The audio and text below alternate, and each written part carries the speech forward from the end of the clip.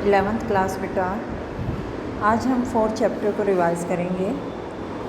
इसमें बेटा जैसे कि आपको बार बार कराया जा चुका है कि जो ओरिजिन ऑफ इस्लाम है वो 570 to 1200 सी के टाइम पीरियड में किस तरह से उसका एक्सपेंशन हुआ और इसका ओरिजिन कब हुआ, उसके बारे में हम इस चैप्टर में कर रहे थे।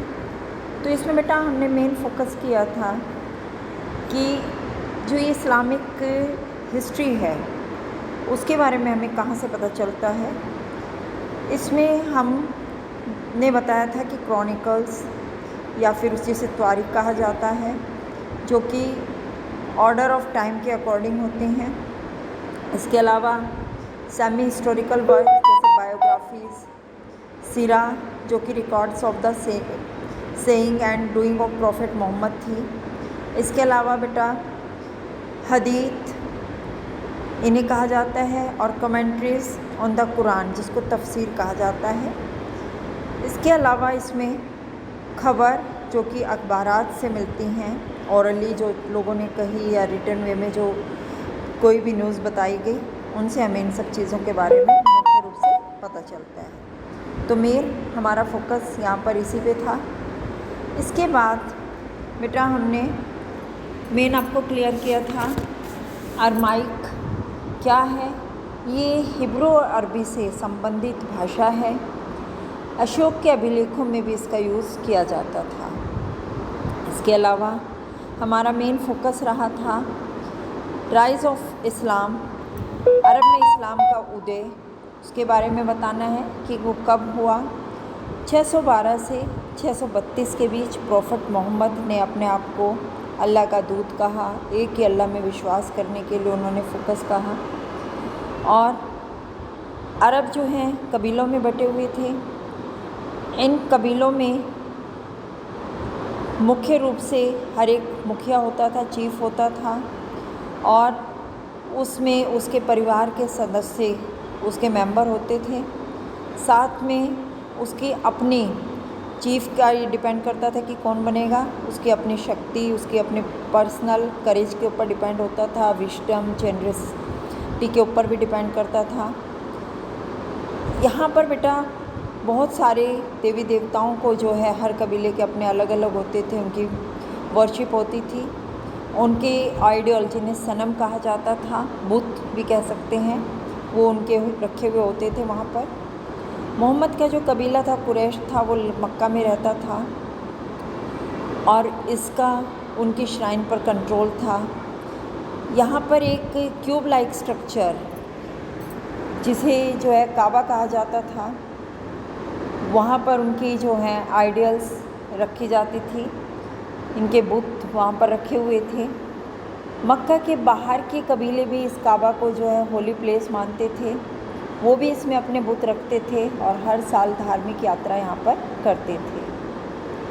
काबा को बेटा पवित्र जगह कहा जाता था, हरम माना जाता था। यहाँ पर हिंसा वर्जित थी और सभी दर्शनार्थियों को यहाँ पर सुरक्षा दी जाती थी। इसके अलावा तीर्थयात्री यहाँ समय समय पर आते थे। पैगंबर मोहम्मद ने 612 में अपने आप को अल्लाह का दूत कहा था और केवल अल्लाह की इबादत की जानी चाहिए, ऐसा उन्होंने कहा था। उनकी इबादत की विधियाँ बड़ी सरल थी। दैनिक प्रार्थना और खैरात बांटना, चोरी ना करना जैसी उनकी मुख्य बातें थीं। पैगंबर मोहम्मद ने आस्तिकों के एक ऐसे समाज की स्थापना की जो सामान्य धार्मिक विश्वासों के जरिए आपस में जुड़े हुए हों। उसे बेटा उम्मा कहा गया। इसके अलावा धीरे धीरे जो इस धर्म सिद्धांत को स्वीकार कर लेते थे उन्हें मुस्लिम कहा गया और ये माना जाता था कि ये मुस्लिम इन लोगों को क़यामत के दिन मुक्ति और धरती पर रहते हुए समाज के संसाधनों में हिस्सा देने का आश्वासन दिया जाता था। जो मुसलमान लोग बनते थे जिनकी एक अपनी नई पहचान थी। लेकिन धीरे धीरे इन मुसलमानों को मदीना के जो है मक्का के कुछ लोगों का विरोध का सामना करना पड़ा, जो कि वहाँ के प्रोस्पेरस लोग थे, समृद्ध लोग थे, क्योंकि ये नहीं चाहते थे कि इनके बहुत सारे देवी देवताओं को ठुकराया जाए। वो पैगंबर की बात में विश्वास नहीं रख रहे थे।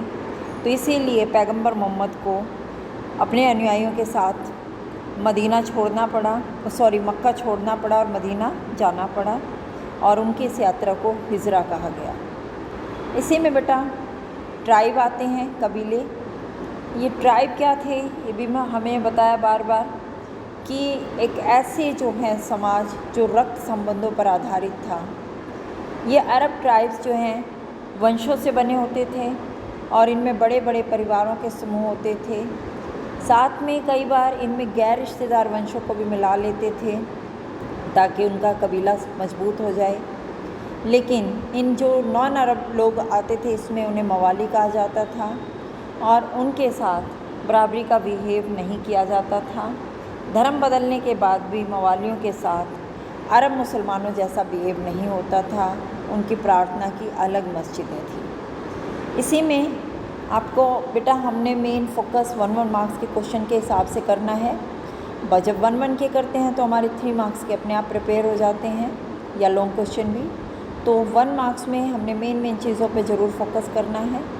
इसमें आपको दिखाया गया है कि आर्टिस्ट ने इमेजिनेशन की है गैब्रियल, आर्चेंजल गैब्रियल यानी कि जिब्रिल, ठीक है, वो महादूत जिब्रिल गैब्रियल का एक पिक्चर आपको दिखाई गई है। ये माना जाता है कि पैगंबर मोहम्मद के लिए संदेश लाया करते थे गॉड के थ्रू, गॉड से, और ये बीच में मैसेंजर थे। और ये माना जाता था कि इन्होंने जो वर्ड पहले बोला वो इकरा था, और कुरान शब्द इकरा से ही बना है। और इस्लामी ब्रह्मांड विज्ञान में इन दूतों को बेटा 3 जो है main intelligent forms of life में माना जाता है, 3 बौद्धिक रूपों में। उसमें 2 तो इंसान हैं और जिन है, ठीक है।